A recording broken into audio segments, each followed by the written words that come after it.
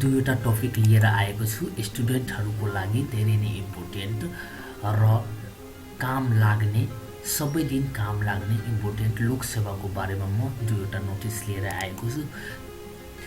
फर्स्टमा के गर्ने आफ्नो यो मेरो नेपाल भ्याकेन्सी च्यानललाई के गर्ने सब्स्क्राइब गरिदिनु नेपाल भ्याकेन्सी च्यानललाई, ठीक छ। अनि यस्तो नेपाल भ्याकेन्सी सम्बन्धी धेरै भिडियोहरू मैले हालेको छु, यो भिडियो हेरिदिनु होला।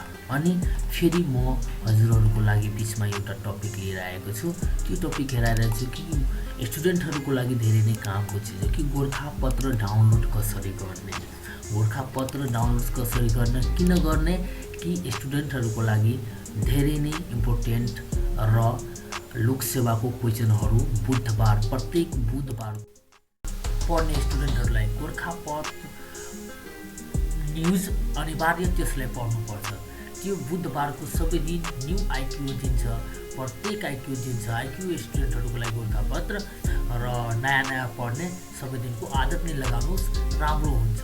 र गोरखापत्र हेर्नु कसरी डाउनलोड मैले अनि इङ्ग्लिसमा पढ्ने स्टुडेन्टहरूलाई इङ्ग्लिसमा कसरी डाउनलोड गर्ने यो सबै दिन द रिजन्स नेपाल्स पत्र पढ्नुहोस्, धेरै नै राम्रो हो र ज्ञानको चिज हो र त्योबाट धेरै नै इङ्ग्लिस बोल्नमा स्ट्रङ हुन्छ अनि बोल्नमा स्ट्रङ हुन्छ र ह्याबिट पनि बन्ने गरिन्छ कि बोल्दा बोल्दै नै ह्याबिट हुन्छ, राम्रो हुन्छ। अनि गोरखापत्रमा के छ आजको खबर हेरौँ। डाउनलोड गरेपछि कहाँ गएर खोज्ने, डाउनलोड गएपछि यता डाउनलोडमा जाने अनि मोबाइलबाट पनि यो डाउनलोड हुन्छ, राम्रोसित हुन्छ र सबै च्यानलमा आफ्नो भ्याकेन्सी सम्बन्धी अनि हजुरहरूले त्यो लाइक सेयर सब्स्क्राइब गरिदिनुको लागि मैले धेरै नै आशा राखेको छु र त्यो भिडियोलाई हेरिदिनु होला। अनि मैले गोरखापत्र डाउनलोड गर्यो, कसरी डाउनलोड गर्ने त्यो त मैले नै सिकाइदिएको छु हजुरहरूलाई। अनि लाइक सेयर सब्स्क्राइब गर्नु अनि माया गरिदिनु, ठिक छ साथीहरू। र यो गोरखापत्र धेरैजनालाई गर्न नआएको हुनाले मैले स्टुडेन्टहरूको लागि धेरै नै इम्पोर्टेन्ट कुरो हो कि यो गोरखापत्रमा बुधबारको सबै दिन के हुन्छ त्यो क्वेसन आइरहेको हुन्छ अनि त्यो हेरिदिनु होला, ठिक छ।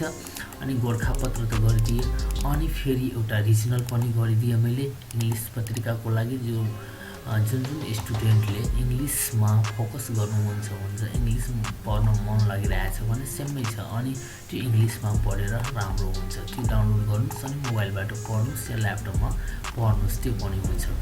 अनि फेरि एउटा काठमाडौँको लागि अल नेपालको लागि एउटा नोटिस गोरखापत्रको लागि भइसक्यो। अनि जनकपुरको स्टुडेन्टहरूलाई पनि कि जनकपुर टुडे धेरै नै पढिरहेको हुन्छ। जनकपुर टुडे यहाँ छ, जनकपुर टुडे लेख्नुहोस्, ठिक छ। जनकपुर टुडे आउँछ कि जनकपुरमा पनि स्टुडेन्टहरूले भनिरहेको छ कि जनकपुर टुडे कसरी पढ्ने। सबै दिन हामीले पैसा तिरेर पढ्यो भने टाइमलाई महत्त्वपूर्ण दिने मान्छे नै राम्रो व्यक्ति हुन्छ। टाइमलाई फोकस गर्नु कि टाइम वेस्ट नगर्नु, जति सुकै हुन्छ आफूले फास्टमा काम र टाइमलाई के गर्ने फास्टमा गर्न कोसिस गरौँ, टाइम बढी वेस्ट नगरौँ। युट्युबमा गएर नलेज सिक्नु र यसरी टेक्नोलोजी भिडियोहरू हेर्नुहोस् कि कसरी इन्फर्मेसन आउँछ।